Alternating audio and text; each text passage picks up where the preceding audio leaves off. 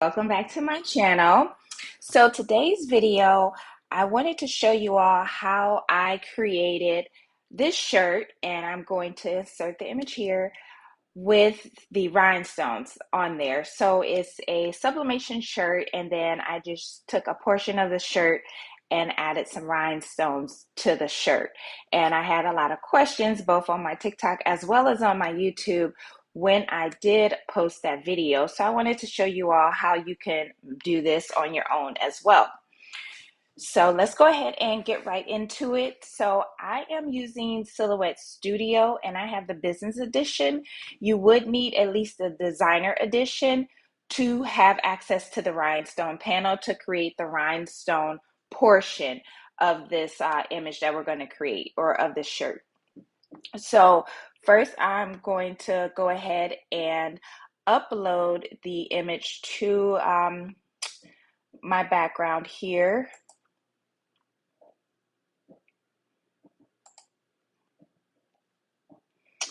And I'm going to use the SVG. So I would suggest that you use the SVG, and that way your image should be split up or ungrouped, and that way it'll be easier to work with. So this is the portion that I'm going to actually switch or convert to rhinestones.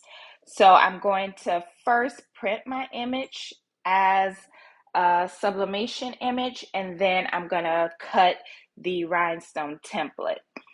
So first I'm going to actually change the color to black, and then I'm going to change this one, let's say, to purple. So you can change yours to any color that you want, but just so you can see it a little bit better, I'm using darker colors. So then the next thing you want to decide before you start making your rhinestone template is what size do you need your image to be. So I'm going to move this down. So this is, let's see, the width is going to be 10.589 and the height is 6.944. So I'm going to move this in, make this a little bit smaller. Let's see, we can do it about, let's go 9.5-ish.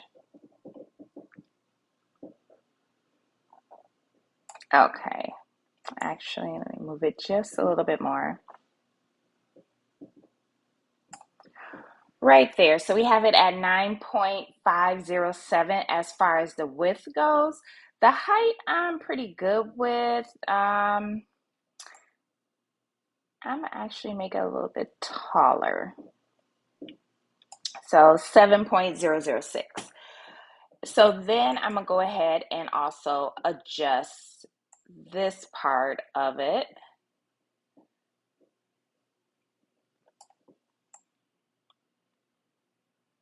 And let's see, that is 4.926 for the height and 8.598.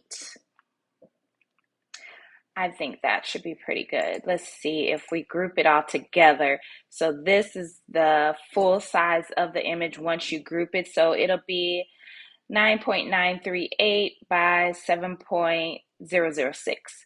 So, yep, that's perfect.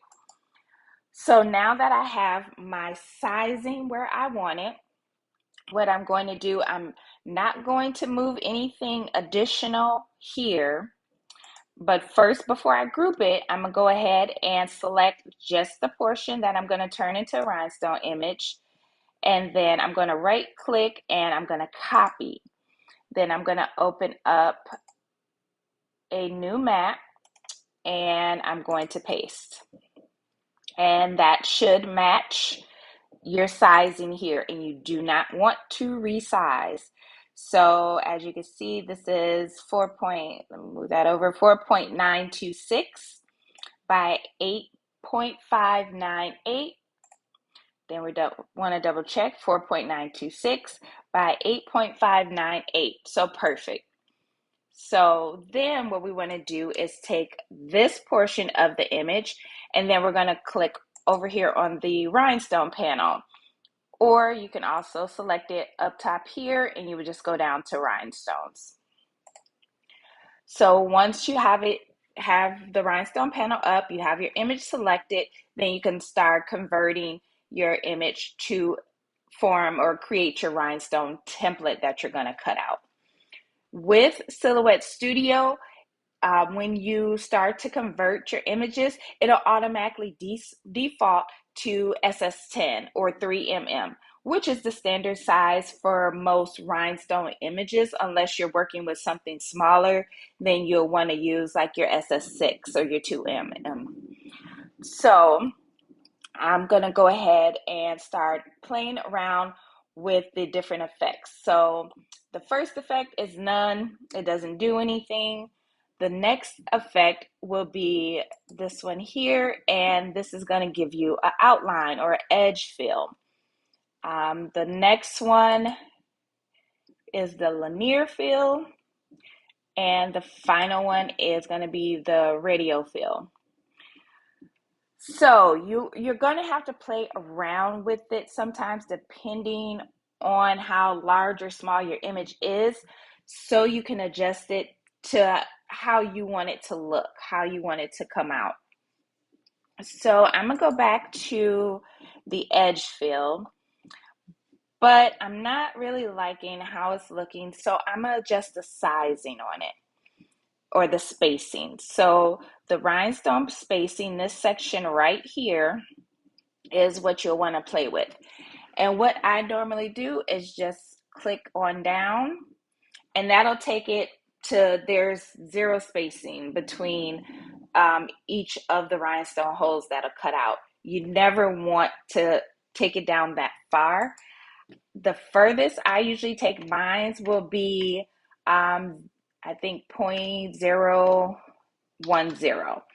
So normally that's the smallest that I would take mine down to, and that way when you're pulling it up off of your mat, your holes won't rip. So you don't want to go too small.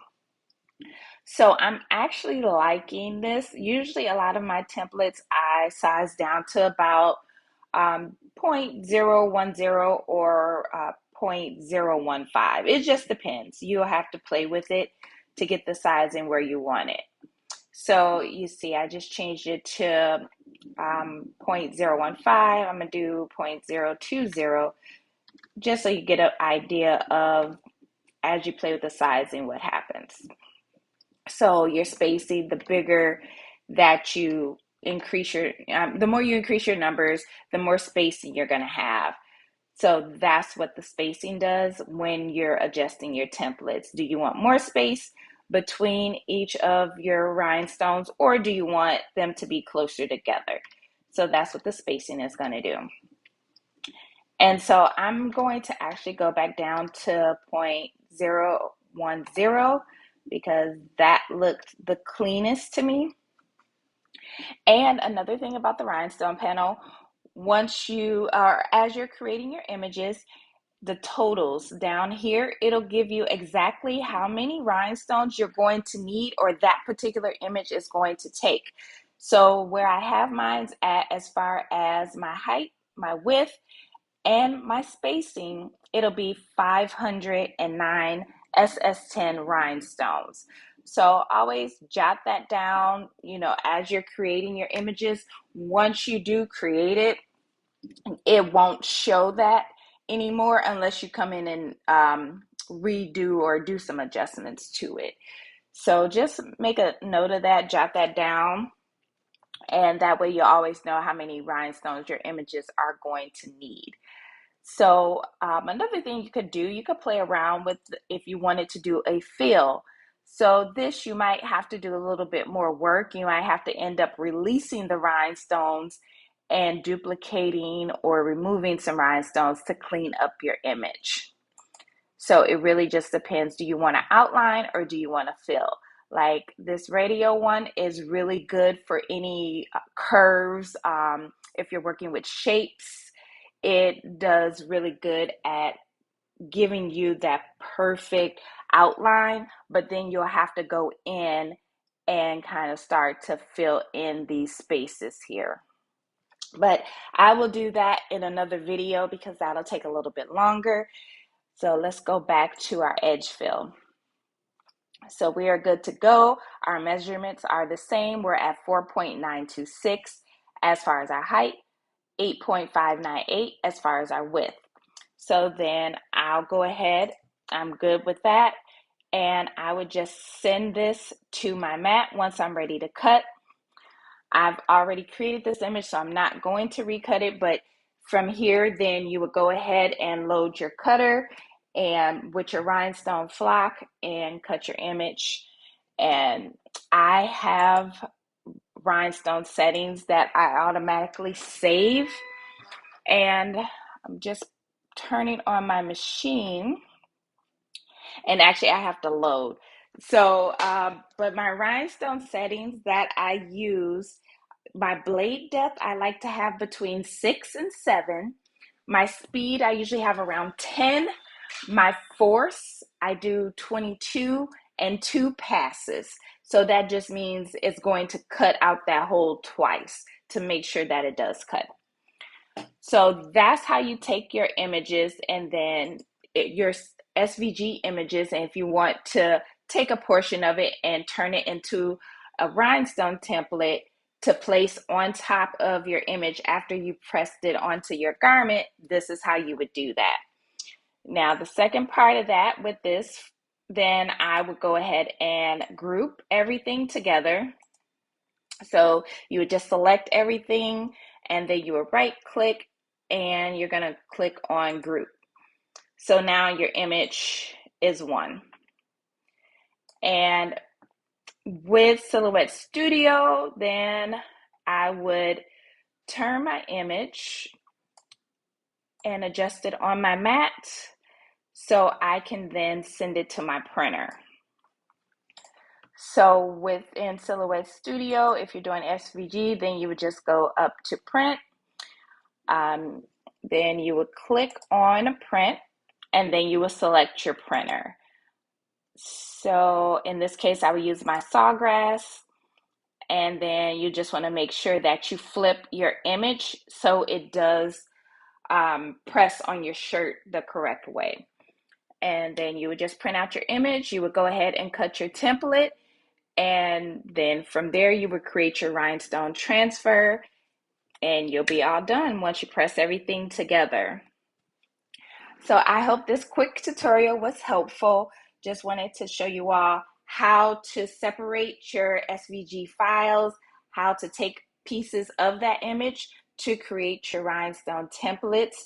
If you do have any questions, let me know below in the comments, or if you want me to do a more detailed video showing you how to just create just rhinestone templates by itself from scratch, I can do that as well. So I will check y'all out in the next video, and please don't forget to subscribe and like this video so I can keep this content coming for you guys. See y'all later.